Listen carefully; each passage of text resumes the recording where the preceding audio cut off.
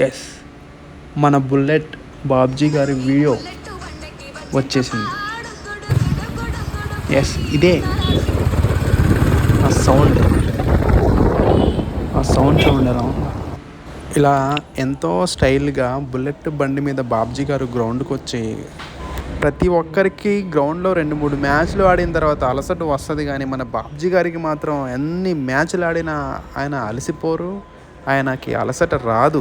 మ్యాచ్లు ఆడే కొద్దీ ఆయనలో ఎనర్జీ పెరుగుతుందే కానీ అస్సలు తగ్గదు. అందరికంటే ముందు గ్రౌండ్కి వచ్చేది ఆయనే, అందరినీ నిద్రలేపి అందరినీ గ్రౌండ్కి వచ్చేలా చేసేది కూడా ఆయనే.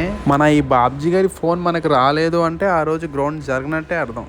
ఈయనకున్నంత ఇంట్రెస్ట్, ఈయనకున్నంత ఓపిక ప్రపంచంలో నాకు తెలిసి ఈయనకు తప్ప ఇంకెవరికి ఉండదు. మన బ్యాడ్మింటన్ బ్యాట్లు గట్టింగ్ చేయడం చాలా కష్టం. అలాంటిది ఈయన ఈ వయసులో కూడా బ్యాట్లను చాలా బలంగా గట్టిగా గట్టింగ్ వేస్తారనమాట. ఈ వయసులోనే అంత బలంగా గట్టి చేస్తున్నారంటే ఇంకా ఆ వయసులో బాబ్జీ గారి వేగం చిరుతపులి వేగం. అలాగే ఆయన స్కోర్ చెప్తున్నప్పుడు సింహం గర్జించినట్లు ఉంటుందంట. అలానే బాబ్జీ గారి ఉదారత కూడా చాలా ప్రత్యేకం. ఆయన సొంత బ్యాట్లు అందరికీ అందించడమే కాకుండా అవి తెగిపోతే మళ్ళీ గట్టింగ్ చేసి మళ్ళీ తీసుకొస్తారు. బ్యాట్ తెగిపోతుందని భయపడకు, తెగిపోయినా పర్లేదు, నా దగ్గర ఇంకా చాలా బ్యాట్లు ఉన్నాయని మమ్మల్ని ఎంకరేజ్ చేసి మరీ మా చేతికి బ్యాట్లు ఇచ్చి ఆడిపిస్తూ ఉంటారు. ఆయన ప్రతిరోజు ఆయన బ్యాగ్లో 5-6 బ్యాట్లు పట్టుకొని వస్తారు. బాబ్జీ గారు జీవితంలో ఎంత ఎదిగినా వినయంగా ఉంటారు. కాలేజీ ప్రొఫెసర్గా, ప్రిన్సిపల్గా పనిచేసిన అనుభవం ఉన్నప్పటికీ ఎప్పుడూ సింపుల్గా ఉంటారు. రాముడు మంచి బాలుడు అని అనిపించే ఆయనను మూర్తి గారు బాబ్జీ గారు రాముడు కాదు కృష్ణుడు అని సరదాగా అంటారు. ఈ మూర్తి గారు ఎవరంటే ఇదే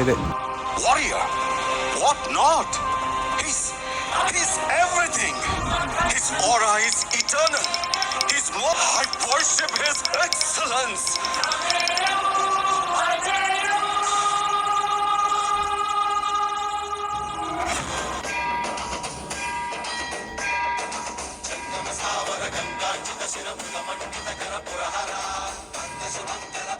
ఎస్, బాబ్జీ గారు గేమ్ ఆడుతుంటే యుద్ధం చేస్తున్నట్టు అనిపిస్తుంది అనమాట. జూలు విదిల్చిన సింహం అడవిలో వేటాడినట్టుంటుంది. చిరుతపులిని మించిన వేగం, చిరంజీవిని మించిన స్టైల్, అదంతా బాబ్జీ గారికే సొంతం. అవునులేండి, 60 ఏళ్ళ వయసులో కూడా ఆయనలో ఎన్ని కళలు ఉన్నప్పుడు యుక్త వయసులో ఆయన కథలు ఎన్ని ఉంటాయో మనకు తెలియదు. కాబట్టి మూర్తి గారు చెప్పినట్టు అది నిజమే అయి ఉంటుంది. సరే, మూర్తి గారి గురించి కూడా ఖచ్చితంగా మనం ఇంకొక వీడియోలో మాట్లాడుకోవాలి.